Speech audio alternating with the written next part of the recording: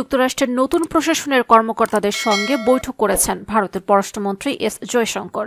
বৈঠকে বাংলাদেশ প্রসঙ্গে আলোচনা হওয়ার কথা জানিয়েছেন তিনি। বুধবার ওয়াশিংটন ডিসিতে ভারতীয় দূতাবাসে অনুষ্ঠিত এক সংবাদ সম্মেলনে একথা বলেন জয়শঙ্কর। সংবাদ সম্মেলনের ভিডিও ভারতের পররাষ্ট্রমন্ত্রী নিজের ভেরিফাইড এক্স অ্যাকাউন্টে প্রকাশ করেছেন। ভিডিওটিতে ভারত যুক্তরাষ্ট্র সম্পর্ক সহ নানা বিষয়ে সাংবাদিকদের প্রশ্নের জবাব দিতে শোনা যায় জয়শঙ্করকে। এক সাংবাদিকদের প্রশ্নের জবাবে জয়শঙ্কর বলেন, হ্যাঁ, বাংলাদেশ নিয়ে আমাদের সংক্ষিপ্ত আলোচনা হয়েছে।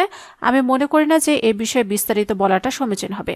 ভারত ও যুক্তরাষ্ট্রের ভবিষ্যৎ সম্পর্ক নিয়ে প্রশ্নের জবাবে জয়শঙ্কর বলেন, দুই দেশের সম্পর্ক সামনে এগিয়ে নিতে ডোনাল্ড ট্রাম্পের প্রশাসনের আগ্রহ রয়েছে।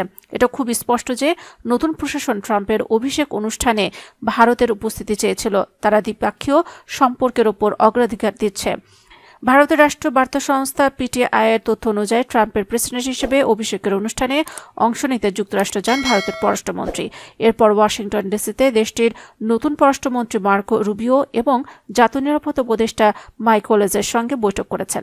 এছাড়া যুক্তরাষ্ট্র, ভারত, অস্ট্রেলিয়া ও জাপানকে নিয়ে গঠিত 4 দেশীয় জোট কোয়াডের পররাষ্ট্রমন্ত্রী পর্যায়ের বৈঠকে উপস্থিত ছিলেন তিনি। এদিকে মঙ্গলবার মার্কো রুবিওর সঙ্গে জয়শঙ্করের বৈঠকের বিষয়ে একটি সংবাদ বিজ্ঞপ্তি যুক্তরাষ্ট্রের পররাষ্ট্র দফতরের ওয়েবসাইট থেকেও প্রকাশ করা হয়েছে।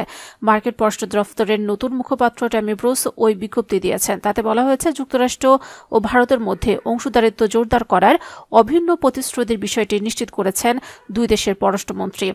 বিজ্ঞপ্তিতে আরও বলা হয়, মার্কো রুবিও ও এস জয়শঙ্কর বিস্তৃত বিষয় নিয়ে আলোচনা করেছেন।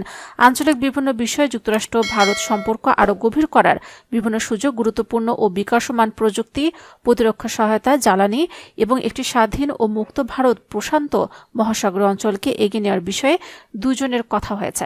এছাড়া অর্থনৈতিক সম্পর্ককে এগিয়ে নেওয়ার জন্য ভারতের সঙ্গে কাজ করতে ডোনাল্ড ট্রাম্প প্রশাসনের আকাঙ্ক্ষার ওপরও যুক্তরাষ্ট্রের পররাষ্ট্রমন্ত্রী জোর দিয়েছেন বলে বিজ্ঞপ্তিতে উল্লেখ করা হয়েছে। একই সঙ্গে তিনি অনিয়মিত অভিবাসন নিয়ে উদ্বেগ প্রকাশ করেছেন।